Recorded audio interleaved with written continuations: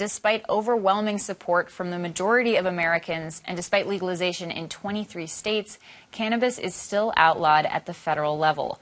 But the activist who wrote the 2016 ballot question that legalized the drug in this state is now focusing her efforts on the rest of the country. Shaleen, who also served on the state's Cannabis Control Commission for the first few years of the industry, is hosting a crash course on the fight for federal legalization later this week as the founder and CEO of Parabola Center, a drug policy think tank. She joins me now. Hello. Hi. Thanks for coming on and talking about this. Thank you for having me. Yeah, so where are we now? Like, do you have any sense of how far away we are from federal legalization of recreational marijuana? Well, I think a lot of people see it as inevitable at this point. It's not clear how many years it will take, but the design, the structure is being built now. And that's why it's so important for people to learn about it and to get involved. So when you say the design and the structure, what can we learn from legalization across states that have already been going through this process? Because in many ways, I think, we've been at this for, 7 years? Yeah, since 2016. Yeah, and so it still feels sometimes like we're just learning and figuring it out and like it's the Wild West. So in terms of making preparations for federal legalization, what are some of the major concerns that you're hoping people will really focus on? So I think there's two sets of concerns, one from cannabis and one from other industries. So Massachusetts is actually pretty far ahead because 7 years of data is a lot. We've learned that it's really important to prevent monopolization and to promote equity and public health. So there's a lot of lessons there, especially on equity. We learned that capital is really important, real estate, all these lessons for small businesses.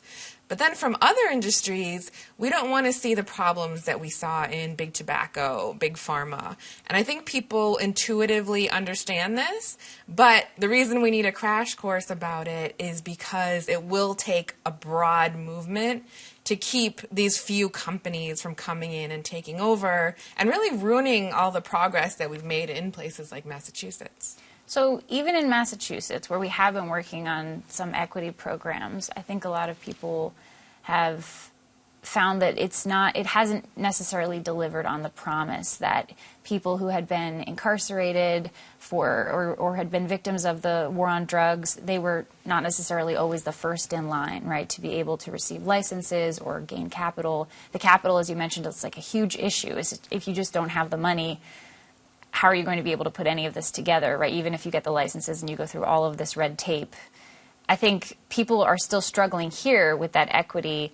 And so when you say that we've learned those lessons in Massachusetts, I think, is it fair to say that we've learned a lot of them the hard way? Yes. Yeah. Yes, but we are avoiding more hard lessons to come, right? Because what we know for sure about federal legalization is it's going to change everything, right? And what we can do is use these lessons and say, for example, capital is really important. We want to make sure that every state is adequately funded for expungement, for loans and grants, all of these things that we've learned. But on the other hand, the way we seem to be headed now is there are a few corporations that are leading on what will be in these federal bills. And that is just wrong. And it's also foolish because it doesn't take into account all of these states' lessons. So that's why it's so important for people to understand these things. And that's why we're having a crash course for people who don't have the time to really dig into this, but they have maybe a few hours a year. And they can come and learn and then make sure that legalization is right, because we can only do this once, and that will be the foundation upon which the marijuana market and laws will be built for generations to come. I know we were saying we don't maybe know when it feels looming, but we don't know when federal legalization might come. But you mentioned these corporations that have been waiting in the wings, right? Like, who is more prepared right now than the tobacco industry, for example, right? Because what would that mean for them when federal legalization comes down? Like, what is already, who is that, and what are they doing? What kind of preparations have they made? Well, so here's the good thing. The legalization movement started in the 70s and 80s by a small group of AIDS activists. Actually, it's great that it's apt that this is taking place right before the Pride Parade, because they were the ones in San Francisco who started all of this by saying it's cruel that we're arresting medical marijuana patients. And that's really why we have legal marijuana in so many places now. We have 40 years, really, of activists working hard. But just now, in the past couple of years, as we're 90% of the way there, Amazon has started lobbying, Big Tobacco has started making acquisitions, and basically they're poised to say, we're the ones who are going to push it across the finish line and make it so that the marijuana plant is something that a few companies can monopolize for profit. And I think people intuitively understand that's not what we want. What we want is to honor the vision of these original activists and, what people want, which is to protect patients, consumers, workers. So that's what we'll be talking about on Saturday.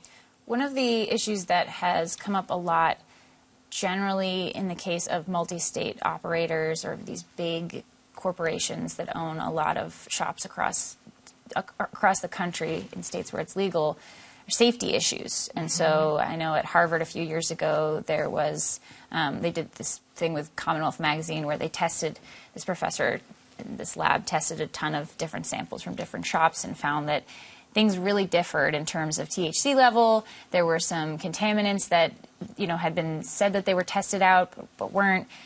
There's a real kind of range in terms of quality in labs that still needs to be dealt with here, I think. Yeah, absolutely.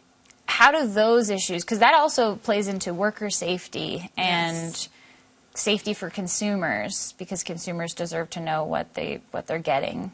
Right? Like the whole reason we wanted recreational marijuana was so that you could buy something and know what it was. Exactly. But if that label isn't necessarily accurate, I mean, that's a huge issue that we're dealing with here and in other states where legalization is the case.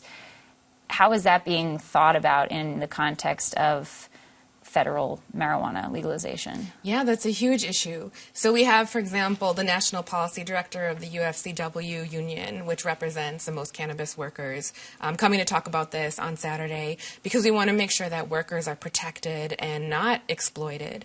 But if we let this be a free-for-all and we don't intentionally take these standards into account and worker protections into account, then no one is going to protect them, right? And certainly not these corporations, which, by the way, because it's federally legal, the largest corporations are not involved yet. The ones that we're talking about are quite small, and they're still, we're still seeing so many problems. So this is what I mean when I say we have lessons that we've learned. Right.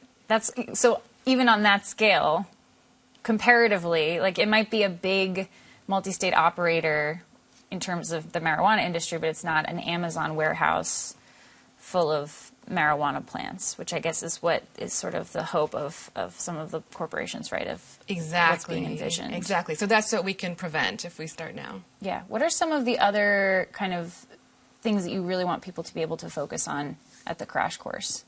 So protecting medical patients is huge because, like I said, they were the ones who started this whole movement. But if we end up with a monopolized industry, they won't be able to afford their medicine. They won't get the strains that they need because it's not profitable enough. Insurance won't cover them.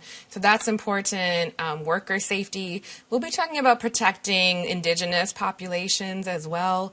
And then Senator Warren and Senator Markey are giving special messages to open this because I think they understand the importance of fairness and competition and how big of an opportunity we have to do this right now, this short window that we have. Right. I think there's so much money to be made, but people talk about returning to the root of what this is all about, like in the 70s you mentioned as well, right? Like this is medicine.